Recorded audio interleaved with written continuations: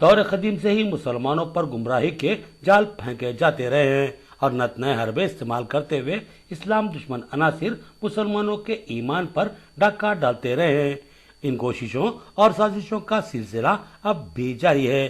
غلام احمد قادیانی کے فتنے کے بعد اب کچھ اور نئے فتنے جنم لینے لگے ہیں، جن میں شکیل بن حنیف کا فتنہ بھی انتہائی تشویشناک و سنگین بنا ہوا ہے، اور اس کے چیلے ناخواندہ یا پھر دینی تعلیمات سے ناواقف مسلمانوں کو گمراہ کرنے میں سرگرم ہیں۔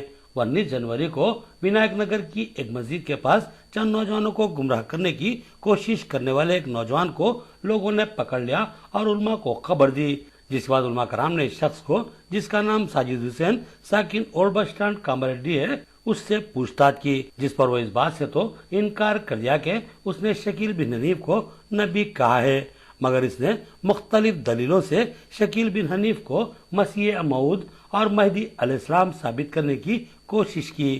اس کا دعویٰ ہے کہ شکیل بن حنیف مسیح موعود ہیں اور مہدی علیہ السلام بھی ہیں، جبکہ اس نے روانی میں شکیل بن حنیف کو نبی بھی کہہ دیا تھا، مگر خود ہی اس سے پلٹ بھی گیا۔ صدر ضلع جمعیت علماء حافظ محمد لائق خان کے علاوہ مجلس تحفظ ختم نبوت کے ذمہ داران مفتی طلحہ قاسمی، مولانا اکرام الدین مفتاحی صدر جمعیت علماء آرمور، مولانا غلام رسول قاسمی جنرل سیکرٹری جمعیت علماء کے علاوہ مفتی ابراہیم خان اور دیگر نے اس مرتد مبلغ شکیل بن حنیف سے تفصیلی گفتگو کی اور اس کی اصلاح کی کوشش کی اور اپنے عقیدے سے توبہ کرنے کی تلقین کی، لیکن یہ مبلغ نوجوان اپنی ضد پر ڈٹا رہا اور مختلف حوالوں سے شکیل بن حنیف کو مسیح موعود و مہدی علیہ السلام ثابت کرنے کی کوشش کرتا رہا، جس کے بعد ذمہ داران ملت نے اس کو ون ٹاؤن SHO وجے بابو کے حوالے کر دیا تاکہ اس گمراہ مبلغ نوجوان کو برہمی کا شکار مسلم نوجوانوں سے نقصان نہ پہنچ سکے۔ حافظ محمد لائق خان نے ملت اسلامیہ سے اس فتنے سے چوکرا رہنے کی خواہش کی اور بتایا کہ اس نوجوان ساجد حسین نے چند نوجوانوں کو گمراہ کر دیا ہے، جن سے جلد ہی ذمہ داران بات کریں گے اور ان کو ارتداد سے بچانے کی مساعی کریں گے۔ نام کیا ہے تمہارا؟ محمد ساجد حسین۔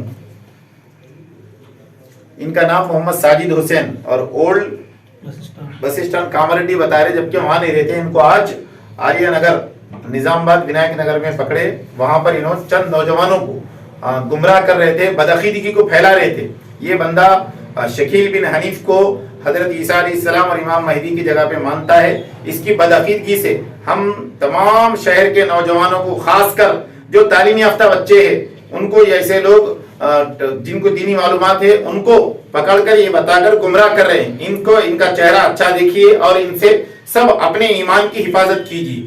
ابھی ہم تھوڑی دیر میں ان کو ان کی زبان سے بھی قبلائیں گے، انہوں بھی اس کو قبول رہے اور اس کے جرم کی سزا جو ہے دنیا آخرت میں خود بھگتیں گے، لیکن ان کی بدعقیدگی کا شکار نوجوان کوئی نہ ہو، اس کے لیے ہم یہ ویڈیو بنا کر آپ سب تک یہ میسج پہنچا رہے ہیں۔ اس کو دیکھیے، ان کا نام محمد ساجد حسین ہے اور ان کا کام الیکٹریشین ہے۔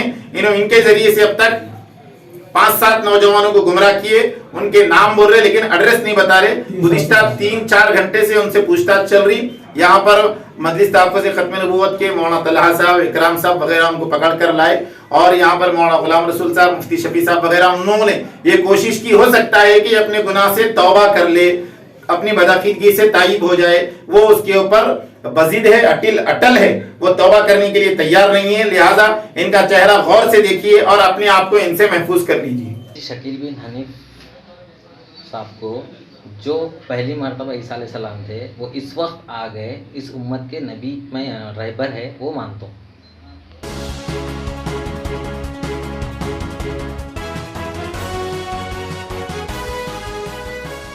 بودن مارکیٹ یارڈ میں MLA بودن محمد شکیل عامر نے کنٹی ویلگو یعنی آنکھوں کی روشنی پروگرام کا افتتاح انجام دیا۔ انہوں نے اس موقع پر کہا کہ یہ ریاستی حکومت کا اہم ترین پروگرام ہے، جس کے تحت پوری ریاست میں آئی کیمپس منعقد کیے جا رہے ہیں اور ماہر چشم ڈاکٹرز کی نگرانی میں آنکھوں کی جانچ کی جا رہی ہے۔ متاثرہ افراد کو ادویات کے علاوہ اینک اور لینس بھی مفت سربراہ کیے جا رہے ہیں اور آپریشن کی ضرورت پر مفت آپریشن بھی کروایا جا رہا ہے۔ محمد شکیل عامر نے کہا کہ غریب افراد کے لیے آنکھوں کا علاج کروانا مہنگا ثابت ہوتا ہے، لہٰذا وہ ہزاروں روپے خرچ کر کے इलाज करवाने के बजाय बसरी कमजोरी के बावजूद यूं ही जिंदगी गुजार लेते हैं। ऐसे गरीब और मुस्तहिक अफराद को इस कैंप से जबरदस्त सहूलत और राहत मिलेगी। उन्होंने कहा कि इस सहूलत से भरपूर इस्तेफादा किया जाना चाहिए। उन्होंने आवाम से ख्वाहिश की कि वो इस कैंप से रुजू हों और अपने आंखों की जांच करवाएं और जरूरत पर मुफ्त इलाज भी करवा लें और रियासती वज़ीर आला KCR के हक में दुआ करें, जो कि गरीब आवाम को बेशुमार स्कीमात के जरिए मुमकिन फ़ायदा फराहम कर रहे हैं। MLA मोहम्मद शकील आमिर ने कहा कि बहुत से ज़ईफ अफराद, बिलखसूस गरीब अफराद सवारी खर्च न होने की वजह से इस कैंप तक आने से कासिर रहते हैं। लिहाजा मुकामी साहिब सरवत अफराद, बिलखसूस नौजवान ऐसे अफराद को इस कैंप तक पहुँचाने के लिए इक़दाम करें, क्योंकि ये नेकी का काम है। ये जो कंटी वेलगू प्रोग्राम जो रियासत तेलंगाना की जानिब से एक स्पेशल प्रोग्राम रखा गया है। साबिक़ा में भी ये प्रोग्राम रखा गया था। काफ़ी लोग इसका फ़ायदा उठा के, स्पेशली जो बूढ़े लोग हैं, जो गरीब लोग हैं, जिसको नज़र नहीं आता, आँखों की प्रॉब्लम्स है, कैटरेक्ट सर्जरी की ज़रूरत है और आँखों की दीगर प्रॉब्लम है या पॉइंट किसी का बढ़ गया, दिख रहा नहीं, तो इन तमाम लोगों के लिए हुकूमत की जानिब से, रियासत तेलंगाना की हुकूमत की जानिब से KCR साहब की तरफ से फ्री आई चेकअप किया जा रहा है। मेरी आप तमाम लोगों से अदबन गुजारिश है कि आके इस आई कैंप का जो हुकूमत की जानिब से कंटी वेलगू प्रोग्राम चल रहा है, इसको सक्सेस करिए।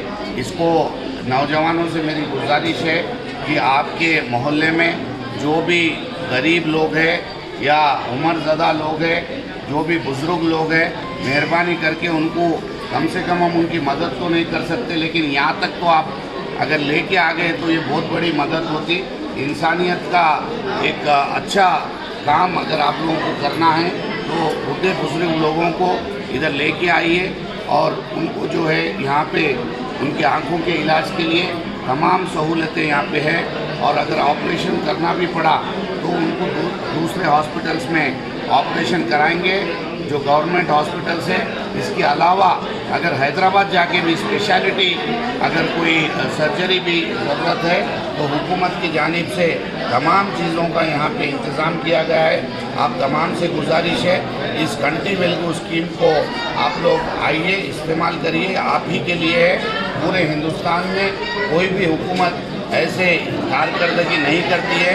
आप तमाम से गुजारिश है इसका पूरी तरीके से फ़ायदा उठाएं।